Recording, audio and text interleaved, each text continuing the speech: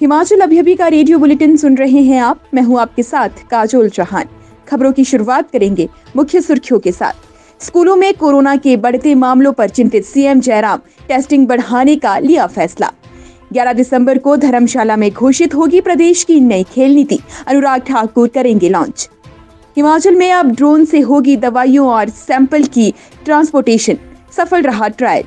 हिमाचल प्रदेश कर्मचारी चयन आयोग ने घोषित किया टीजीटी आर्ट्स का फाइनल रिजल्ट, 305 हुए सफल। मृतक के घर सांत्वना देने जा रहे ग्रामीणों की गाड़ी लुढ़की, 2 महिलाओं की मौत, 28 घायल। हिमाचल का कुख्यात चरस तस्कर 30 लाख की खेप के साथ हरियाणा में गिरफ्तार। हिमाचल में 2 दिन फिर बारिश बर्फबारी, माइनस में 4 शहरों का न्यूनतम तापमान, शीतलहर बढ़ी। हिमाचल ने लक्षित पात्र नागरिकों को कोविड वैक्सीन की दूसरी डोज देकर देश में प्रथम स्थान हासिल किया है। इसके लिए हिमाचल अभी की ओर से सभी स्वास्थ्य कर्मियों को बधाई। जैसा कि आप सभी जानते हैं, कोरोना वायरस के नए वेरिएंट ओमिक्रॉन ने खतरे को और भी बढ़ा दिया है। इसीलिए आप सभी से हमारा अनुरोध है कि एहतियात बरतें और सुरक्षा के इन 3 आसान उपायों का पालन करें। मास्क पहने, सोशल डिस्टेंसिंग के लिए 2 गज की सुरक्षित दूरी का पालन करें और अपने आसपास सफाई बनाए रखें। और अब खबरें विस्तार से।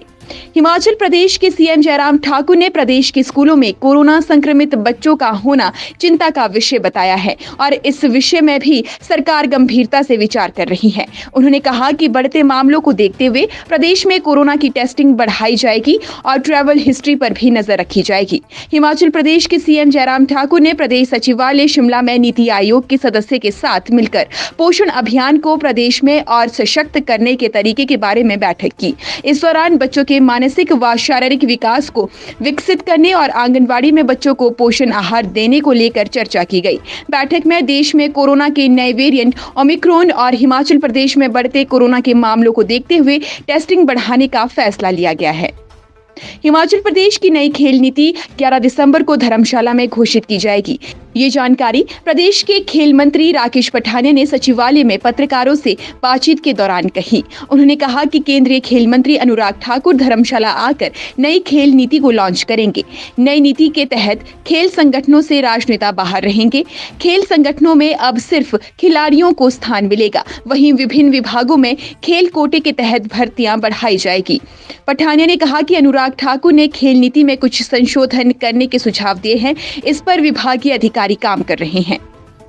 हिमाचल प्रदेश के जिला मंडी में आने वाले दिनों में ड्रोन की मदद से दुर्गम क्षेत्र तक दवाइयां पहुंचाई जाएगी। साथ ही साथ दुर्गम क्षेत्रों में लोगों के विभिन्न प्रकार के सैंपल लेकर उन्हें जांच के लिए जोनल अस्पताल मंडी या फिर मेडिकल कॉलेज नेरचौक तक पहुंचाया जाएगा। राज्य सरकार ने राष्ट्रीय स्वास्थ्य मिशन से मंजूरी मिलने के बाद ड्रोन का ट्रायल किया, जो कि पूरी तरह से सफल रहा। सीएमओ मंडी डॉक्टर देवेंद्र शर्मा ने बताया है कि विभाग की तरफ से राज्य सरकार को ड्रोन का इस्तेमाल मेडिकल इमरजेंसी के लिए करने का प्रस्ताव भेजा गया था, जिसके बाद सरकार ने राष्ट्रीय स्वास्थ्य मिशन से मंजूरी मांगी और मंजूरी मिलते ही यहां एक टीम भेजी गई, जिसके द्वारा किया गया ट्रायल सफल रहा है। इस प्रकार पूरी तरह से ICMR national institute of epidemiology और ITI चेन्नई के अंतर्गत कार्य करने वाली UV फ्लाइट कंपनी को स्टेक होल्डर बनाया गया है। हिमाचल प्रदेश कर्मचारी चयन आयोग ने पोस्ट कोड 795 के तहत टीजीटी के 307 पदों की भर्ती का रिजल्ट घोषित किया है। ये जानकारी कर्मचारी चयन आयोग के सचिव जितेंद्र कंवर ने दी है। उन्होंने बताया है कि इन पदों को भरने के लिए आयोग ने छंटनी परीक्षा का आयोजन 13 व 14 दिसंबर 2020 को किया था।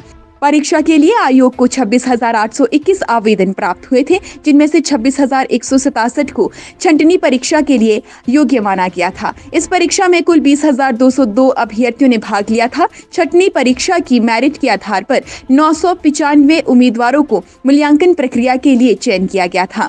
डॉक्टर जितेंद्र कंवर ने बताया है कि मूल्यांकन प्रक्रिया के पश्चात 305 उम्मीदवारों का चयन हुआ है। शेष समाचार ब्रेक के बाद। आपके स्वास्थ्य का प्रहरी श्री बालाजी हॉस्पिटल, कांगड़ा, हिमाचल। हिमाचल प्रदेश में चंबा जिला में सड़क हादसों में 2 लोगों की मौत हुई है। जानकारी के अनुसार मृतक के घर परिजनों को सांत्वना देने जा रहे ग्रामीणों की गाड़ी अनियंत्रित होकर खाई में लुढ़क गई। हादसे में 2 महिलाओं की मौके पर मौत हो गई। हादसे में 28 लोग घायल बताए जा रहे हैं। इनमें से गंभीर रूप से घायल 8 लोगों को टांडा मेडिकल कॉलेज रेफर किया गया है।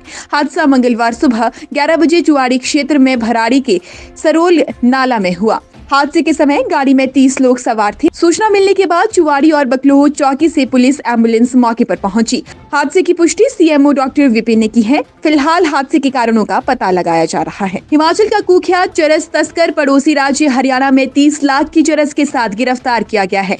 आरोपी तुलाराम को हरियाणा के जींद के नरवाना क्षेत्र के ढाकल गाँव में सीआईए की टीम ने 3 किलो चरस के साथ गिरफ्तार किया। पकड़ी गई चरस की कीमत 30 लाख के करीब बताई जा रही है। इसकी सप्लाई नरवाना, जींद और कैथल एरिया में की जा रही थी। आरोपी चरस तस्कर की पहचान तुलाराम निवासी भागोल थाना करसोग जिला मंडी हिमाचल प्रदेश के रूप में हुई है। सीआईए की टीम ने आरोपी को गिरफ्तार कर आगामी जांच शुरू कर दी है। हिमाचल प्रदेश में मौसम फिर बिगड़ने लगा है। मौसम विज्ञान केंद्र शिमला के अनुसार प्रदेश के मध्यम व उच्च पर्वतीय भागों में 8 से 9 दिसंबर को बारिश बर्फबारी के आसार है। हालांकि मैदानी भागों में मौसम साफ बना रहेगा। वहीं 10 और 11 दिसंबर को प्रदेश के सभी भागों में मौसम साफ रहने का पूर्वानुमान है। आज प्रदेश के अधिकतर भागों में मौसम साफ रहा। राजधानी में सुबह से धूप खिलने के कारण ठंड से कुछ राहत मिली। उधर बीते 2 दिनों के दौरान प्रदेश के ऊंचाई वाले भागों में हुई बर्फबारी से शीतलहर बढ़ गई है। जनजातीय भागों में तापमान में भारी गिरावट दर्ज किया गया है। प्रदेश के 4 शहरों का न्यूनतम तापमान माइनस में दर्ज किया गया है। आज की रेडियो बुलेटिन में बस इतना ही। इजाजत दीजिए। नमस्कार।